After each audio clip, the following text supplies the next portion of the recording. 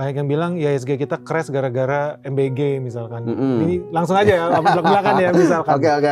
Itu nggak ada relevansinya. Itu nggak nyambung. Karena kalau apalagi konteksnya IHSG saham itu kan investor asing. Ketika mereka invest di Indonesia, mereka cari keterbukaan, transparansi, accountability. Yang jelas kita nggak pernah mantauin harga-harga karena menurut kita nggak penting gitu ya. Yang kita ingin tuh bisnisnya bagus apa enggak. Jadi metode investasi kita ada namanya Makey Investing. Jadi Makey Investing itu cek momentumnya ada nggak? Age-nya kamu punya nggak? Terus secara kuantitatif, kualitatif bagus atau enggak? Kalau menurut gua kemarin pun jatuh itu belum bottom. Belum bottom. Jadi ini kabar buruk, sorry gue di sini mungkin teman-teman berharap gue membawa kabar baik. Nggak apa-apa. Kita membawa realita ya. Jadi alert nih. Iya, jadi alert. Realitanya adalah kompetitor kita sekarang yang namanya Amerika itu lagi ada 3 tren utama.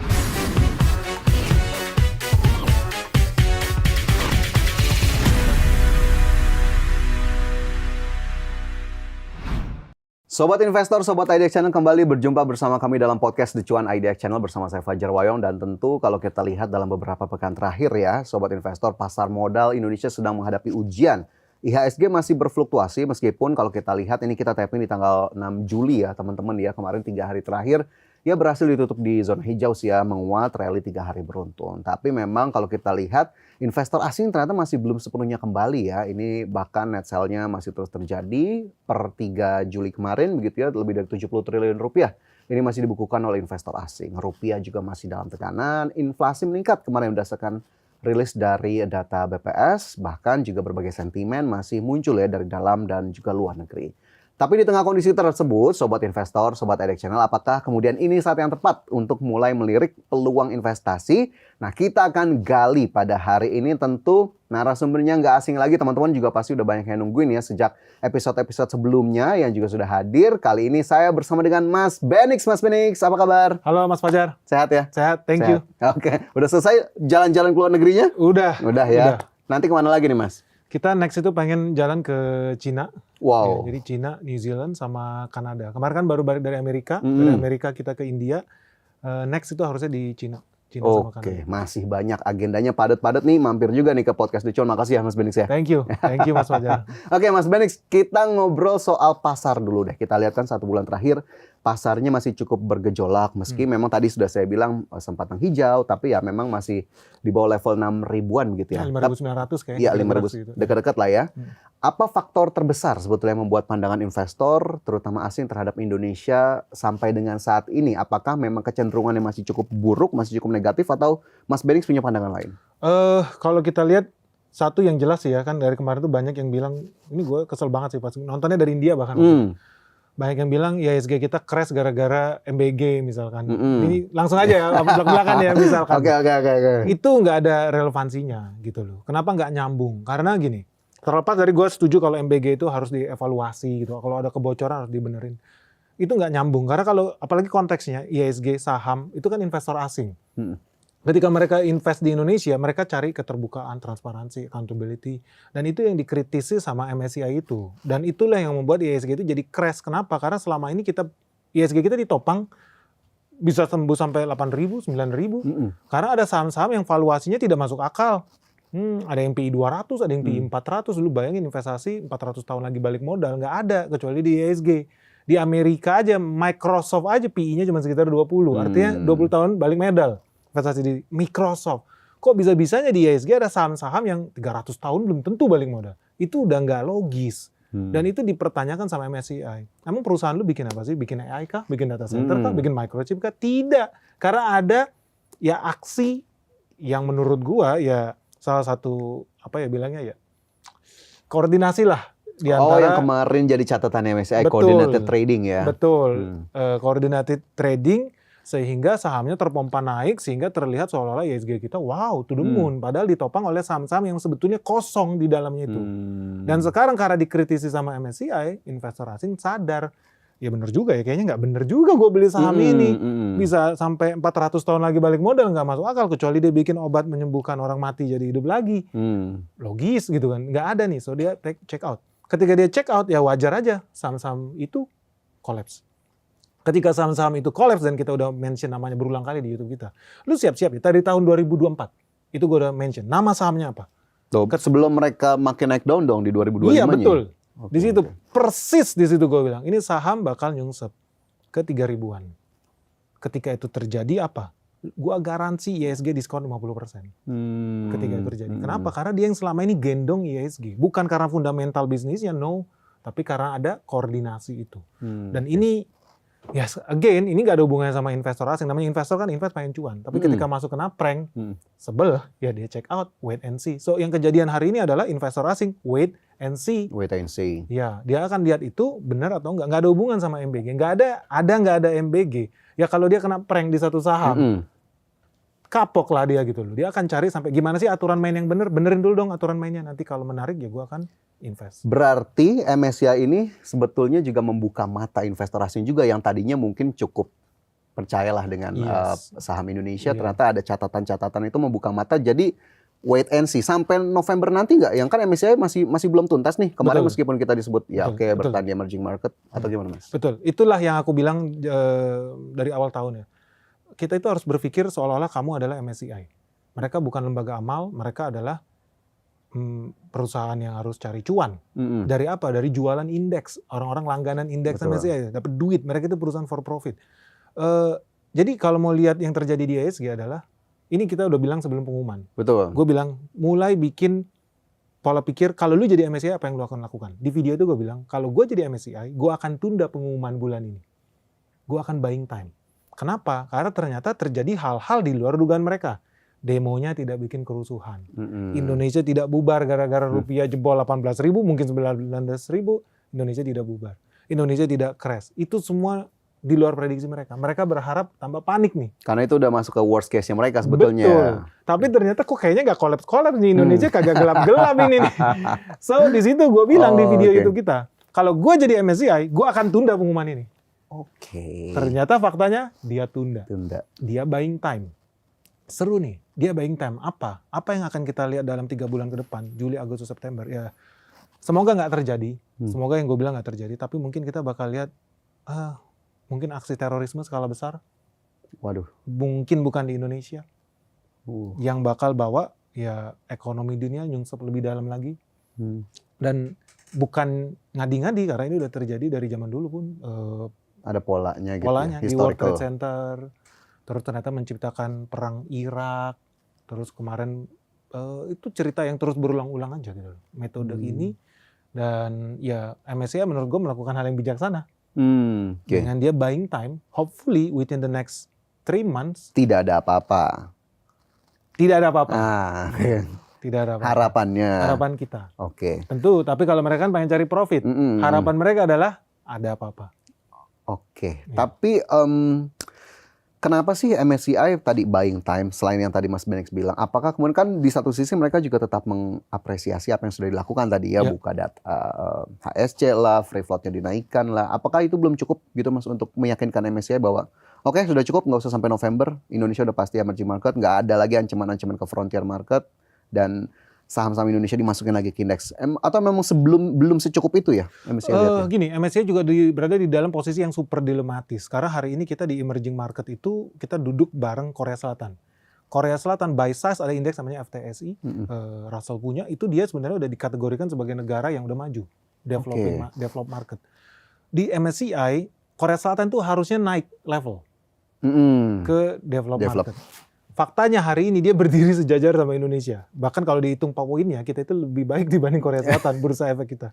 Tapi marah yang dibikin kandidat buat naik level si Korea Selatan. Pertanyaan adalah, kalau Korea Selatan naik, Indonesia diturunin. Terus hilang dong FM ini. Si emergingnya itu. Si emerging market ini jadi kosong. Terus siapa? Oh, harus naik yang dari frontier dong. Siapa yang naik dari frontier? Vietnam. By design agendanya MSCI, harapan mereka Vietnam naik. Tapi jadi masalah, kalau Korea Selatan naik, Indonesia turun. Vietnam juga nggak mau naik. Udah habis yang namanya bursa emerging market ini. Jadi tidak ada skenario di mana MSCI itu bisa nurunin Indonesia. Kecuali Indonesia kasih alasan itu. So kalau dibilang nih sama teman-teman investor juga, gue sih nggak terlalu worry. Dari kemarin kita yakin 70% Indonesia survive, kita akan stay di emerging market. Karena mau manipulasi kayak manapun si MSCI ini, akan bingung dia ngisi kursi emerging market ini. Apalagi kalau Korea jadi naik kelas, Vietnam nggak mau naik level, Indonesia harus diturun. Nggak ada skenario itu. Betul. Gitu. Karena size Indonesia kan juga cukup besar Size begitu ya. Indonesia cukup besar ya. Jadi cukup seksi untuk sekedar diturunkan begitu ya. Nah, kemana lagi? Nah, ini berarti lagi-lagi memandang dari kacamatanya MSCI nih. Betul, selalu kita harus pakai sudut pandang mereka. Oke, untuk kemudian bisa memahami langkah apa yang kemungkinan mereka lakukan. Iya. Oke, tapi kalau kita ngelihat tadi kan investor asing view-nya kurang lebih ngelihat juga apa yang jadi concern-nya MSCI. Tapi investor lokal kita emang belum semampu itu Mas untuk jadi penopang indeks kita atau pasar saham kita. Kalau data terakhir, kalau dari segi manusia ya, kuantitas manusianya, jumlah Investornya. ya kita udah masif lah di atas 70% kali. Tapi dari segi kualitasnya, dollar ability to spend dollarnya, ya kita masih di bawah dengan investor asing. And that's okay, nggak apa-apa. Yang perlu dilakukan di Indonesia itu ya pendalaman. Kita waktu ngajar di Amerika, di New York, itu gua kaget. Gua ngajarin soal investasi, datang sekitar 200-an orang, ternyata mayoritas investor di sana itu profesinya suster, guru sekolah, ada polisi gitu, ada tukang Ini orang sampah. sana gitu Mas? Orang sana di situ. Pas gua ngajar. Dan disitulah gua kaget. Ternyata memang betul di Indonesia, di Amerika itu yang jadi milioner, mereka itu punya jutaan milioner setiap tahun, pensiunan. Kalau ditanya profesinya siapa? Apakah anak oligarki? Tidak. Apakah pengusaha? Tidak. Milioner di sana karena mereka dari kerja umur 18 tahun, 19 tahun udah sisihkan duitnya. Ada yang beli ETF, ada yang beli reksadana gitu loh. Profesi yang bahkan biasa juga kalau kita lihat normal aja. Tapi mereka udah bilang, Pak Benny saya bakal pensiun 7 tahun lagi nih polisi. Akhirnya gue main ke rumah dia juga, polisi ini 7 tahun lagi nih. Lebih baik duit saya taruh kemana ya? Soalnya 7 tahun lagi saya bakal terima uang pensiun berapa juta dolar gitu kan dari duit dia. Gue kaget di situ. Aku bisa gitu? Iya Pak, saya jadi polisi sejak lulus SMA. Umur 18 tahun udah jadi polisi, selalu sisihkan duitnya ke nabung. Pas kita ketemu umurnya udah 60-an sekian, ya dia terpaksa jadi miliarder.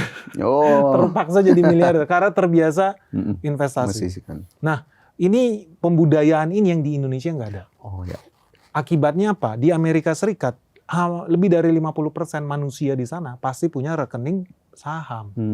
Di Indonesia enggak. Kalau kita lihat jumlah investor saham di Indonesia itu nggak nyampe 20 juta orang. Mayoritas malah lebih banyak investasi di deposito atau surat utang. Yang di saham, ya kita masih jauh. Populasi penduduk kita bentar lagi 300 juta. Kalau mau 50% berarti minimal 150 juta manusia loh. Yang harusnya udah melek investasi saham. Ini yang kegagalan pengelola bursa. Menurut gue ini kegagalan OJK, ini kegagalan pengelola bursa yang seharusnya mereka lebih aktif turun ke bawah. Hey, daripada duitmu buat gonta-ganti handphone setahun sekali, buat apa? Invest. Tapi kemampuan kita emang cukup Mas? Cukup. Kemampuan masyarakat kita di bawah itu? Cukup. Seperti mereka suster bisa, polisi bisa? Cukup banget. Cukup banget. Amerika imagine ya, mereka itu cuma dapat bunga 2%, 3% setahun happy. And then dari sana bisa berlipat-lipat jadi miliuner. Kita bisa. Kenapa? Karena pertumbuhan ekonomi kita aja udah 5%. Pun kalau hari ini males-malesan ikut deposito, cari yang 7%. Bank-bank buku 4 masih ada 7%, 8%. Yang kalau dikalkulasi seharusnya dalam 30 tahun, mau profesinya cuma suster pun. Lu udah pasti gue garansi, kita ada kalkulator. Kita ada namanya kalkulator investasi. Lu harus buka sekolah sahambeni.com ya. Di situ ada kalkulator investasi. Lu cukup sisihkan 1 juta sebulan. Growing nggak usah banyak-banyak lah, mungkin 12% tuh. Dalam 1 tahun, lu pegang 30 tahun. Lu gua garansi jadi miliarder. Garansi loh, ini digaransi loh. Kenapa orang nggak lakukan itu? Hal yang sudah pasti. Kenapa orang nggak lakukan itu? Karena tidak dibudayakan. Nah, ini menciptakan opportunity juga. Ini yang dibilang sama MSCI, pendalaman, deepening, market deepening. Imagine, bursa efek kita hari ini mungkin harganya goceng. Ya, sekitar 5 ribuan ya. Bursa efek kita harganya goceng. Jumlah investor kita cuman nggak nyampe 20 juta manusia. Bayangkan kalau seandainya jumlah investor kita 50% dari jumlah penduduk dalam 10 tahun ke depan. Berarti ada 150 juta orang. Artinya kan naik 7 kali lipat. Artinya bursa efek kita hari ini 5.000 kali 7. Seharusnya kita bisa ke 35.000. So ketika ditanya Om Benix, menurut lu gimana bursa efek Indonesia? Gue sih yakin bakal jadi 20.000. Yakin banget. Jangankan 20.000, 35.000. Asal apa ya semua orang jalanin fungsinya gitu loh. Akuntabilitasnya, evaluasi berkala, transparansi dijalankan, kalau ada sanksi administrasi dikasih, termasuk edukasi investor baru. Dan Indonesia punya size itu karena kita negara berkembang. Ya imagine lah nilai ekonomi kita mungkin 10.000 triliun setiap tahun. 50% dari sana masuk ke market. Gede banget. 5.000 triliun setiap tahun masuk ke market. Oke. Kalau orang melek investasi. Betul. Jadi memang akhirnya tugas pemangku kepentingan, terutama bagaimana kemudian tadi di pening market, pendalaman, informasi soal pasar keuangan, pasar saham, investasi dan lain-lain ya. Karena memang potensinya cukup besar dan itu bisa kita kita pelajari dari negara-negara yang sudah melakukan itu. Gue boleh kasih contoh nggak? Satu ini seru. Boleh. Gue potong. Kemarin gue ada diundang ngajar di salah satu kampus di Jawa Timur. Universitas. Itu mungkin yang datang sekitar 400-an orang tuh. Gue kaget tuh. Lu datang sini bayar nggak? Bayar Pak. Bayar 4 jutaan. Hah? Buat datang ke acara itu bayar 4 jutaan. Oh ya udah oke lah. Terus gue tanya, bapak-bapak di sini yang ikut udah punya rekening saham belum? Coba dong angkat tangan yang udah punya RDN. RDN gitu. Ternyata yang angkat tangan udah punya RDN itu cuma 20% orang. Jauh banget. Gila nggak? 20% orang. 80% yang datang gak punya RDN. Terus gue tanya, lu gak punya RDN, gak punya sekuritas, tapi lu datang acara, lu bayar 4 juta buat apa? Maksudnya adalah orang itu mampu. Sebenarnya kemampuannya ada. Gue tanya kerjanya bapak apa? Ada yang dagang di pasar, ada yang mayoritas petani sama nelayan, petani tebu banyak yang kemarin datang. Ini orang sebenarnya bisa jadi nasabah di sekuritas iya. Gitu ya. Gue tanya, bapak petani tebu ngapain sekarang? Ya Pak, saya sekarang omset saya naik Pak, saya sekarang dapat duit sekitar 300 juta per tahun bersih dari bertani tebu. Saya bingung duitnya mau buat beli apa. Di situ gue shock loh. Gila, ini lu bayar 4 juta rela datang ke acara saham, tapi lu sendiri nggak punya sekuritas saham. Astaga. Oke, itu jadi catatan menarik juga ya. Betapa di luar sana banyak juga yang masih pengen banget bagaimana berinvestasi, tapi nggak tahu nih step-stepnya gimana. Akhirnya mungkin datang ke acara Mas Benix kemarin gitu ya. Yes. Oke, kalau dia mungkin kita berandai-andai mereka yang di luar sana akhirnya sudah dapatlah literasi, sudah punya baru memulai atau mungkin sudah punya portofolio investasi. Mungkin mau dikit belajar dari Mas Benix. Mas Benix itu kalau ngelola portofolio investasi kayak gimana Mas? Evaluasinya seberapa sering dan untuk nentuin saham-saham ini masuk portofolio itu kayak gimana Mas? Yang jelas kita nggak pernah mantauin harga-harga karena menurut kita nggak penting gitu ya. Yang kita ingin itu bisnisnya bagus apa enggak. Jadi metode investasi kita ada namanya Makey Investing. Jadi Makey Investing itu cek momentumnya ada nggak, age-nya kamu punya nggak, terus secara kuantitatif, kualitatif bagus atau enggak. Baru abis itu kalau lu mampu sanggup investigasi. Jadi wajib investigasi. Kita nggak pernah beli kucing dalam karung. Mau perusahaannya ada di Bangka Belitung, pergi kita ke Bangka Belitung. Perusahaan ada di Maluku, pergi kita ke Maluku. Perusahaan ada di Kalimantan, pergi kita ke Kalimantan. Karena kalau nggak jadi beli kucing dalam karung. And that's what we do as an investor. Sama kayak kita misalkan diajak invest, Ben atau Bro Fajar, kita invest yuk. Ada bengkel nih bagus, digondang dia. Pasti kan kita cari tahu dulu ya. Cek, rame nggak sih jalannya? Ada nggak sih jangan-jangan kuburan lagi nih bikin bengkel? Kan realitanya kita harus lakukan itu. Kalau nggak beli kucing dalam karung. Nah kita lakukan itu. Nah buat teman-teman, hal yang paling penting ya perusahaannya bagus. Nggak mesti profit di gua. Di gua nggak mesti profit. Gua pun nggak senang beli perusahaan yang bagi dividen. Sangat tidak suka. Karena artinya dia males-malesan. Lebih baik dia buka cabang lagi, ekspansi, beli mesin baru, hire karyawan baru. Jadi bisnisnya tambah tumbuh. Kita aliran capital gain. Mungkin karena kalau capital gain pajaknya rendah ya. Dividen kan ada banyak. Pajak dividen juga lebih tinggi. Jadi kita sangat excited. Kayak momen-momen sekarang ISG kita sangat happy. Kayak kemarin kan udah berulang kali gue bilang dolar bakal menguat, rupiah melemah. Banyak orang yang panik. Kita happy. Karena kita investasi di perusahaan-perusahaan yang menghasilkan duit dalam bentuk dolar. Padahal biaya-biaya dia, operasional dia, bayar gaji karyawan dia pakai rupiah. Hari ini jadi kenyataan perusahaan ini tahun lalu mungkin cuannya nggak nyampe 5 triliun. Tahun ini harusnya di atas 10 triliun. Jadi profit. So, create a lot of opportunity lah di dunia saham. Yang penting apa tahu apa yang kalian beli. So, we have to check. Karena kita beli saham. Banyak orang fokus di harga. Salah. Lu harus fokus di bisnis perusahaan itu. Because behind every stock there is a company. You should find out what it's doing. Lu harus cek perusahaannya. So ketika market kayak crash kemarin, lu nggak akan panik. BCA jatuh ke bawah 5.500. Kita udah bikin videonya dari tahun lalu. Siap-siap ya ini bakal turun. Karena kita udah tahu sebenarnya value dari si company-nya itu. Betul. Malah ketika dia jatuh ya kita beli lagi. It's time to buy gitu ya. It's time to buy. Bukan rekomendasi jual atau beli saham BCA. Contoh aja, contoh. Ya, sharing. Oke. Kita mau orang paham apa yang kamu beli. Nah realitanya nih Bro Fajar, di Indonesia banyak orang misalkan punya rumah. Lu punya rumah 2M di BSD. Lu udah beli di rumah itu, nyaman, happy gitu. Tiba-tiba ada orang datang, bro Fajar, rumah lu bagus, gue beli ya 700 juta. Lu mau jual nggak? Enggak dong. Kenapa bro? Loh, harganya tadi 2M. 2M. Iya. Dia beli cuma 700 juta. Dia nawar 700 juta. Ya dong, BSD kan prospeknya masih... Iya, prospeknya bagus. Tetangga lu bahkan jualnya 2,3. Kenapa jadi gua mau terima sih itu ya? Di IHSG orang lakukan itu. Analoginya gitu. Yes. Dia Oke. udah pegang saham ini di harga 7.000. Tiba-tiba besok ada orang datang, bro gue beli ya 2.000 perak. Dijual sama dia. Kan konyol. Oke, itu berarti maksudnya juga mensimulasikan kalau mungkin harganya ada orang ngelihat lagi turun gitu ya. Padahal kita tahu realnya gitu. Iya, kenapa? Karena waktu dulu Bro Fajar beli rumah, Bro Fajar udah cek. Rumah gua deket sekolah internasional, rumah gua deket pintu tol, rumah gua bersih, keamanannya terjaga. Karena udah cek mengerjakan tugasnya sebagai investor rumah. Giliran beli rumah dilakukan itu. Tapi Giliran ada momen investasi- nggak Mas bahwa kejadian kayak gitu kejadian juga di pas Mas Ben investasi yang awalnya sudah bagus segala macam tiba-tiba di tengah jalan berbeda lagi tuh Oh ada, valuasinya. sering. Kita ada. Nah itu Kemarin- sarannya apa tuh buat teman-teman juga? Ya, makanya yang kita harus cek itu bukan ke harga sahamnya. Harus cek ke bisnisnya. Kita ada cek di sebuah perusahaan, mungkin teman-teman tahu, perusahaan berhubungan dengan penerbangan. Itu gue beli dari harga cepet, naik ke 200, terus kemudian naik ke 1.400. Happy. Gue investor yang sangat happy di dunia penerbangan. And then kita lakukan yang sama juga, investasi lagi di sebuah perusahaan penerbangan. Karena gue tahu ini direkturnya bagus. Orangnya jujur, bersih. Gue beli nih harga sahamnya nih. Harganya gocap kayaknya kalau nggak salah 50 berapa gitu, naik jadi 60 segala macam. Wah bagus sih, gue seneng. Even perusahaannya rugi, tapi gue udah tahu dengan ada dia, ini akan berubah jadi perusahaan profit. Di tengah jalan diganti dong ini orang. Oh gitu.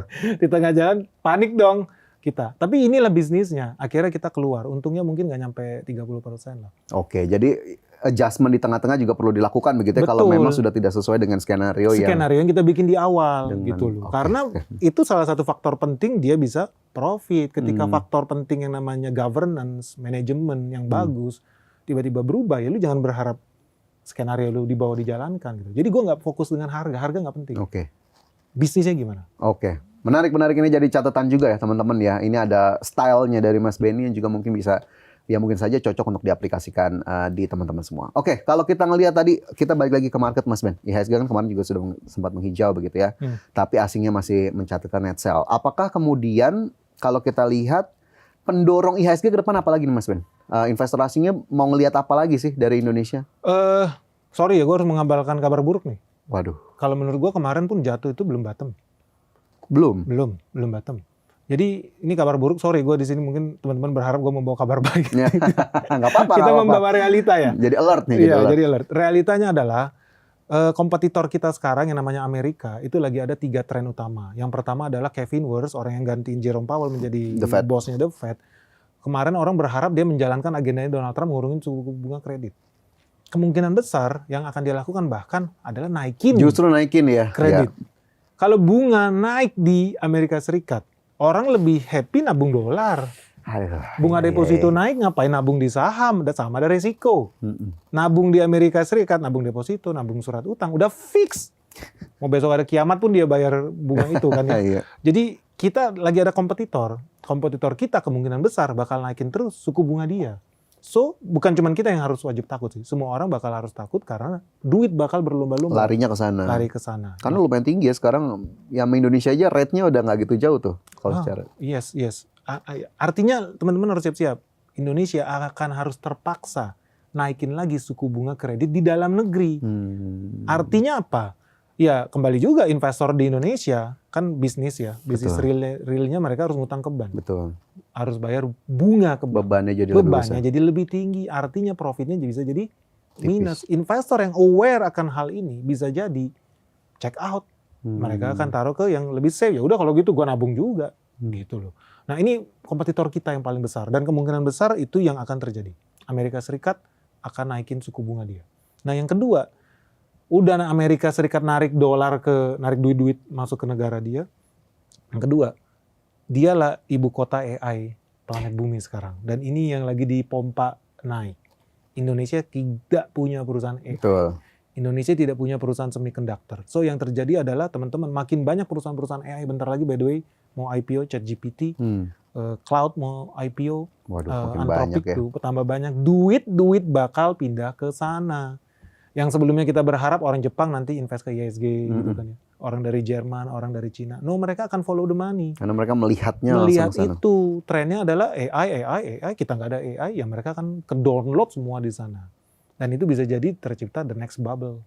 Tahun 2000 bubble.com. Teman-teman akan saksikan bubble AI. Oke. Ketika itu semua terjadi. Apakah trennya bakal segera terjadi? I think in the next 2 or 3 years. Kita akan bubble di sana.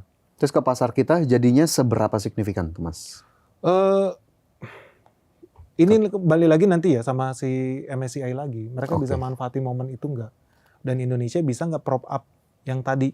Kita sebetulnya ada banyak peluang di ESG. Menurut gua, behind every crash itu selalu a lot of opportunity. Contoh, neraca dagang kita minus. Betul. Banyak orang Pertama kalinya kemarin dalam sejarah defisit ya. dalam 6 tahun 6 tahun terakhir 2020 dari COVID. 2020. Iya. Kabar baik atau kabar buruk? Tergantung dari sudut mana sebagai investor. Kita nggak bisa bilang itu hal jelek karena berdasarkan 1 bulan minus. Iya. Kita kan harus lihat kinerja perusahaan pun dihitung 1 tahun gitu. Betul. And that's to be expected. Kenapa? Simpel aja. Let's say kita terbiasa ekspor 1 ton sawit. Dulu nilainya $1 15.000. Oke ya. Terus sekarang gara-gara rupiah melemah, $1 jadi 30.000. Apakah artinya ini jadi berkurang valuasinya? Tapi gara-gara kita 1 ton itu bukan lagi terima $1 karena kita jual di harga 15.000, tapi dolarnya udah melemah, 1 ton ini jadi setara $0,7. Logikanya secara dolar nurun apa naik sawit kita harganya? Secara dolar ya. Tadinya kan 15.000 $1. Ya. Tiba-tiba $1 itu udah nggak 15.000, $1 itu 30.000. Berarti ini jadi nilainya $0,5. Artinya logikanya tetap 1 ton sawit. Sama 1 ton sawit. Tapi nilainya nggak $1 lagi nih. Karena rupiahnya melemah jadi 0,5. Logis nggak? Logis banget. Akan lebih parah lagi ketika pesanan tonasenya juga berkurang. Nah ini kenapa kita ke India kemarin. Jadi di India udah bikin program buat ngurangin belanja CPO dari Indonesia. Oke. India. Kena juga dong kita ya akhirnya. Bukan cuma India, Cina juga lakukan yang sama. Kenapa? Karena mereka mau melindungi cadangan devisa mereka. Mereka beli sawit dari kita bayar pakai dolar. Betul. Kan? Akibatnya habis nih rupiah. Kita merasa Indonesia paling dizolimin sama dolar. Kagak. India lebih nyungsep lagi nih dibanding rupiah terhadap dolar. Sampai bikin program proteksionisme versi dia ya. Betul. Salah satunya yang kena ya sawit kita. Nah, ini menekan nggak sektor kita? Iya. Tapi again, namanya dunia investasi. Ada yang diuntungkan, ada yang dirugikan. Karena pada saat yang sama, pemerintah juga bikin program-program B50. Ya. Pemerintah juga bikin ada program nanti etanol 5, etanol 10 gitu. Ya teman-teman yang bisa lihat ini, bisa lihat, oh itu creating a new opportunity. Oke. Gitu sih. Ada opportunity selalu di saat terburuk pun gitu ya. Yes. Ini Mas Ben udah ngasih alert lah teman-teman bagaimana kemudian kondisi ke depannya, apalagi kemudian di pasar-pasar maju seperti Amerika tadi ada kondisi-kondisi demikian. Nah kalau ngelihat kondisi sekarang gitu ya, untuk teman-teman di luar sana strategi yang paling apa ya bisa disarankan paling oke lah, apakah ya udah beli bertahap atau jadi wait and see juga ikut tadi seperti MSCI dan investor luar. Ya, kalau follow kita di YouTube ya, kita udah dari akhir tahun 2025 bilang lu harus hold cash. Kita lebih dari 70% cash, hold cash. Terus apa yang dilakukan sekarang kita belanja bertahap. Jadi kita belanja bertahap, tetap jangan pernah all in di satu saham. Saran gua tidak boleh lu all in di satu saham. Kalau mau belanja bertahap. Sampai ada kejelasan nih dari si MSCI ini. Gimana permainan politiknya mereka lah buat bikin negara berkembang ini jadi budaknya mereka. Kita ikutin aja permainan mereka gimana. Tapi again, kita tidak pernah takut dengan namanya market karena tadi yang namanya crash itu create opportunity. Justru ini momen di mana orang-orang pada belanja murah. Dan gue udah lihat kok dari kemarin banyak investor Singapura, banyak investor dari Amerika, diem-diem dia belanja. Ya, kita tahulah permainannya. Ya. Boleh di-spill dikit nggak, Mas? Yang jadi lirikan mereka tuh apa tuh? Ada mungkin nggak mesti spesifik banget, tapi bisa digambarkan mungkin teman-teman nanti cari sendiri. Aduh, gimana ya? Jadi kalau kalau lihat ada sempat di-mention di perjanjian dagang antara Amerika Serikat dengan Indonesia yang sempat dibatalkan sama Mahkamah Agungnya Amerika. Itu kalau baca footnote-nya, itu ada komoditas yang memang diincar sama Amerika Serikat. Dan nilainya naik terus, barangnya pun langka. Mereka nggak ada pilihan, mereka harus punya itu. Kenapa? Ingat, yang namanya AI itu butuh energi listrik. Oke, tapi investor AI juga nggak mau pakai energi yang kotor. Artinya mereka harus pakai energi yang bersih. Energi yang bersih dapat dari mana? Dari matahari mungkin. EBT mungkin dari air. Yang nggak bisa matahari ini nyala 24 jam. Masa abis itu mati lampu servernya? Bro, sorry hari ini mati lampu dulu nih soalnya matahari udah padam. Nggak mungkin dong. Artinya mereka harus bikin storage. So that's why they have to acquire it. Jadi pelan-pelan di belakang mereka pada belanja nih di Indonesia nih. Karena arahnya semua bakal serba AI. Dan AI butuh lot of energy. Oke, jadi kalau bisa kita sarikan gitu ya, banyak juga company-company di luar atau mungkin emiten-emiten yang sahamnya beredar bisa jadi bidikan, salah satunya indikasi dari situ gitu ya. Tinggal apa company-nya ya dicari sendiri aja gitu Kalau ya. yang orang-orang yang tinggal di Jawa Barat, dia tahu yang gue omongin karena banyak sedikit clue kayak Amazon itu udah sadar gitu kan. Ya udahlah kalau kita memang disusah impor bahan baku itu dari Indonesia, akhirnya dia buka di sini. Jadi Amazon dia buka di sini, Google udah buka di sini. Salah satu perusahaan data terbesar dari Eropa buka server juga di sini gitu. Ini udah masif loh. Siap. Boleh teman-teman dicari tahu ya kalau memang masih cocok, mungkin berarti akhirnya sama nih dengan apa yang udah di spill dikit oleh Mas Benny. Oke, Mas Ben, kalau rupiah lah sedikit aja soal rupiah. Dengan pelemahan rupiah, valuasi saham kita nih ada ngaruhnya nggak? Atau benang merahnya di mana nih? Dan ke ekonomi kita juga gimana, Mas Ben? Again ya, namanya juga kita investor. Ada yang dirugikan, ada yang diuntungkan. Kita berusaha supaya kita ambil posisi supaya kita yang diuntungkan, gitu loh. Karena yang namanya pelemahan rupiah itu mau nggak mau jumlah orang Indonesia bertambah terus. Begitu lahir terus, kawin terus, ujung-ujungnya makan tahu tempe terus, kedelainya kita impor, tepungnya kita impor. Nanti udah gede beli motor, bensinnya kita impor. Jadi semuanya akan arahnya ke sana. Jadi rupiah mau siapapun, mungkin presidennya atau kan di desa nggak pakai dolar, Mas. Tapi realitanya kita butuh orang Indonesia hobinya adalah konsumsi barang-barang impor itu gitu loh. So akan terus melemah. And that's okay kalau kita dalam posisi negara yang bisa ekspor terus. Ekspor kita bisa lebih tinggi dari impor. So yang dilakukan oleh negara atau pengusaha dalam konteks yang lebih kecil, ya kita harus sudah mulai punya orientasi ekspor dan kasih nilai tambah terhadap produk ekspor kita. Nah, buat teman-teman di sini artinya kamu bakal lihat, gue yakin pengusaha di bawah cerdas lah. Udah banyak yang ambil langkah lebih cepat nih. Betul. Mereka lakukan hilirisasi lebih awal. Ada yang hilirisasi dari tekstil, ada hilirisasi dari kain dibuat dari pohon pisang. Lu bayangin pohon pisang dari Filipina, dia impor, dirubah jadi kain, terus diekspor di India. Jadi gue kaget lihat orang India kan nggak boleh makan hewan ya. Mereka vegetarian. Sapi apalagi gitu ya. Jadi di sana itu ada tren pakai baju kainnya itu dari tumbuhan yang diolah. Serat pisang, iya. Pas gue lihat buatan mana? Bali, bro. Ada yang dari Jawa Timur. Oh iya hebat. Ini korelasi. Nah yang kedua, ya harus lihat juga dari sudut pandang investor. Kalau pelemahannya juga terlalu drastis, ya dia kan investasi itu rubah mata uang originalnya. Dari dolar dia convert ke rupiah. Rupiahnya dia belanja saham Indonesia. Percuma saham Indonesia let's say naik 10%.